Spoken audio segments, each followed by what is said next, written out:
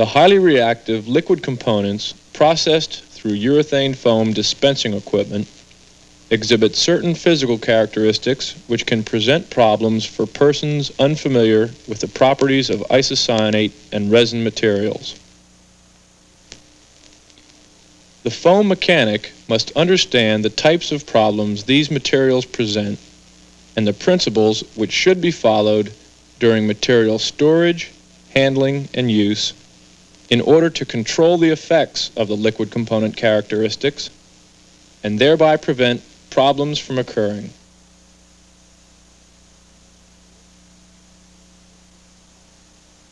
The first and most obvious of the physical properties which will be encountered is the high viscosity of the materials. Viscosity is a term which describes the resistance to flow that a liquid exhibits, that is, the degree of honey-like consistency a liquid has. Many systems of measuring viscosity have been established for the purpose of precisely comparing or describing the viscosities of various liquids. A very convenient and widely used system describes viscosity in terms of numbers or units called centipoise. In this system, the viscosity of water at room temperature is defined as being 1 centipoise. This measurement then serves as a basis for comparison with other liquids. These resin and isocyanate formulations for typical spray application systems show a much greater resistance to flow than water. At room temperature, they are similar to 40-weight oil, which has a viscosity of about 450 centipoise, or 450 times more resistance to flow than water. For materials of this viscosity, a means of pumping the liquid components from the supply containers to the proportioning pumps, that is, pressure feeding the proportioning pumps, must be provided in order to ensure that each pump receives a complete fill of liquid from the material supply system. Relying on a gravity feed material supply system, or the suction developed by the proportioning pumps, is not a positive guarantee of maintaining continuity of material supply. The proportioning pumps will not always receive an adequate supply of material to prevent cavitation, as is shown by this visible model proportioning pump. As a reliable and extremely efficient means of supplying the proportioning pumps with a positive pressure, material transfer pumps have been provided specifically for the task. When used in the intended manner, these pumps are the first and most important step in maintaining the requirements of a pressure feed material supply system. They ensure that the materials can be dispensed at the ratio required by the chemical formulation and that trouble-free performance can be expected from the equipment. As demonstrated by this visible model, these transfer pumps are double-acting, just as the proportioning pump demonstrated in Chapter 2 of this film series. As seen here, the upstroke draws liquid up the riser tube and holds the intake valve open. The upstroke also lifts liquid up into the output hose. At this point, the fluid piston valve is held closed by the high pressure in the upper chamber. On the downstroke, liquid is displaced or forced out of the pump by the large pump shaft seen entering the riser tube from the top. Liquid flows through the fluid piston valve, which is now held open, but no liquid leaves the bottom of the pump because the intake valve is held closed by the high pressure in the riser tube. This movement is all powered by an air motor at the top of the pump, which should be operated at about 100 pounds per square inch, or about 7 atmospheres of air pressure. Even though these two samples of water are at different temperatures, they both maintain a viscosity of approximately 1 centipoise. One pours just as rapidly as the other. However, all materials do not behave in this manner. This sample of 20-weight motor oil increases in viscosity when the temperature decreases. This concept is called temperature sensitivity. Just as cold, viscous motor oil in an automobile engine causes the engine to be very sluggish when starting up on a cold winter morning, resin and isocyanate will also body up or become more viscous as the temperature decreases.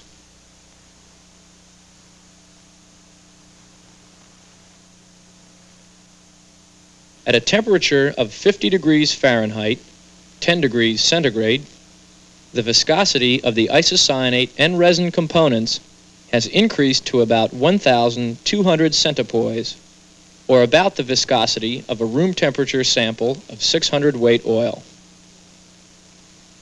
If attempting to work with materials having viscosities higher than 1,500 centipoise, it must be understood that it will be very difficult, if not impossible, to pump or pressure feed an adequate volume of material out of the supply container, through the material supply hose, past the 80 mesh filter screen, and around the close tolerances inside the pump base without experiencing some degree of cavitation. Therefore, a loss of ratio control must occur, with more serious problems to follow if cavitation is allowed to continue. The second liquid component characteristic, which can cause problems if not controlled, is isocyanate's reactivity with moisture, resulting in contamination or formation of solids within the liquid component. Even the slightest traces of moisture or humidity in the air, if allowed to enter an open drum, can cause a reaction which in time results in a hard skin over the liquid surface similar to that formed on an open container of paint. Contamination of isocyanate with moisture can reduce the volume of material flow to the proportioning pump as solids are collected on the pump filter, thereby blocking incoming flow to the pump. Reactivity of isocyanate with moisture can also present problems with the operation of the isocyanate transfer pump if precautionary measures are not taken to prevent solid buildup on the piston shaft and packing area. This can ultimately cause the piston to seize within the packings, completely stopping the pumping action. Another liquid component characteristic which should be fully understood and controlled is that of the blowing agent material dissolved within the resin component. This blowing agent vaporizes or boils at a temperature of about 75 degrees Fahrenheit, 24 degrees centigrade. If the resin material is allowed to go above this temperature, a froth-like mass of foam can be created due to the vaporizing blowing agent. Attempting to pressure feed the proportioning pump by pumping this froth-like material from the supply container in a volume adequate enough to prevent cavitation will be very difficult, if not impossible. If blowing agent gas is continually allowed to vaporize and escape from an open resin component container, adverse effects can occur. The viscosity of the resin will increase as blowing agent is lost, and the foam produced from this material will be a higher density foam with insulating qualities inferior to those specified by the chemical manufacturer. These insulating qualities are normally defined by K factors. A foam with a density of 5 pounds per cubic foot, 80 kilograms per cubic meter, such as the block on the right, has a higher K factor, which means that the foam will conduct more heat than a foam with a density of 2 pounds per cubic foot, 32 kilograms per cubic meter, such as the block on the left. The K factor of urethane foam could increase about 5/100ths of a K factor point, or about 50%, as the foam ages. These are the liquid component characteristics reviewed thus far.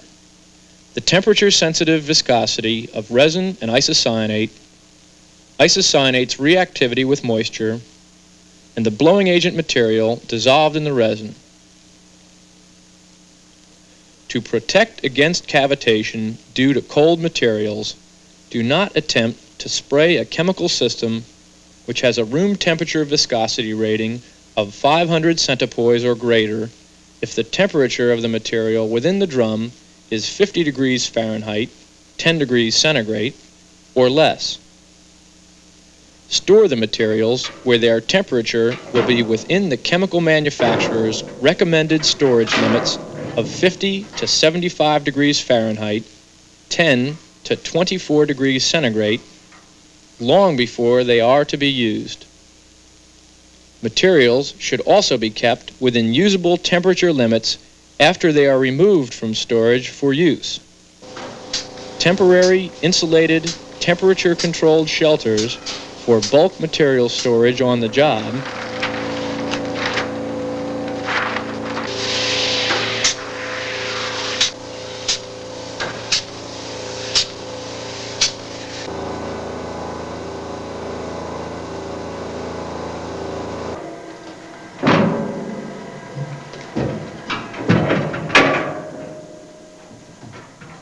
low wattage band heaters,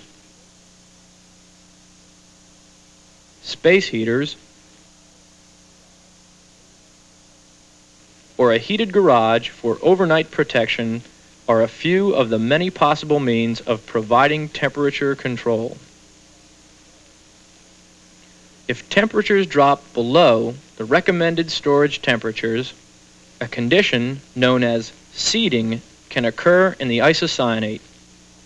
Tiny crystals form which can only be dissolved by heating the material to 90 degrees Fahrenheit, 32 degrees centigrade, and agitating. This material should not be overheated or internal pressure could damage the drum. A second important precaution to be followed in avoiding problems with the liquid components is to establish gas-tight or airtight material supply containers, thus preventing moisture or humidity from entering the isocyanate supply.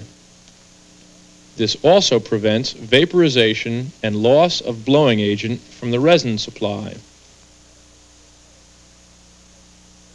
A blanket or head of inert dry gas, such as nitrogen, should be maintained within the containers to prevent drawing a vacuum as the materials are pumped out. The inert dry nitrogen gas will not contaminate, be absorbed by, or react with the isocyanate or the resin. Three-stage regulation of the nitrogen supply is required to keep the nitrogen pressure within the drum manufacturer's recommended safety limits and to prevent carryover of reactive fumes within the nitrogen harness assembly.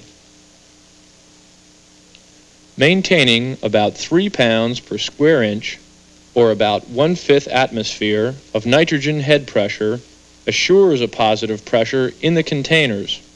The closed system with slight nitrogen head pressure permits material temperatures within the standard type material supply drums of up to about 90 degrees Fahrenheit, 32 degrees centigrade, without gassing or loss of blowing agent. It can be demonstrated that resin at a temperature above 75 degrees Fahrenheit, 24 degrees centigrade, is changed back to a liquid state by applying a slight head pressure of about 3 pounds per square inch, or 1/5 atmosphere.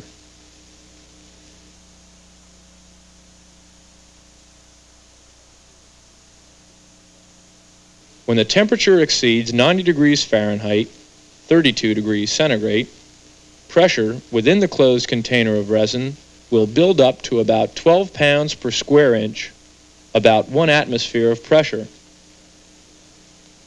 However, this much pressure should not be permitted to occur unless using specially manufactured containers intended for such use. In certain regions of the world, therefore, temperature control will be required to prevent development of excessive drum pressures. In addition to protecting the isocyanate material supply from reaction with moisture, procedures have also been established to prevent solid buildup on the isocyanate transfer pump piston shaft and packing area due to traces of isocyanate weepage which react with moisture in the air. The first step is to minimize weepage by keeping packing adjustment nuts snug with the special wrench provided. The traces of weepage which will occur are then diluted with a pump lubricant intended specially for this purpose and flushed from the packing area to the pump lube container by the positive flushing action of the pump shaft cup ring. The condition of the pump lubricant, which is a clear liquid when new, should be checked regularly for the appearance of discoloration by isocyanate. Under most conditions, a cloudiness will develop, indicating moisture reaction with the isocyanate.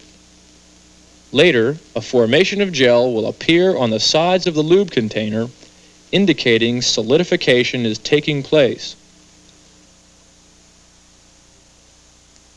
The pump lube should be replaced before or as soon as gel formation is seen in order to prevent solid buildup within the flush system and internal packing area of the pump. The basic characteristics of isocyanate and resin have now been reviewed. Truly trouble-free urethane foam spray equipment operation will not be possible unless the foam mechanic recognizes, fully understands, and controls each and every potential problem area discussed.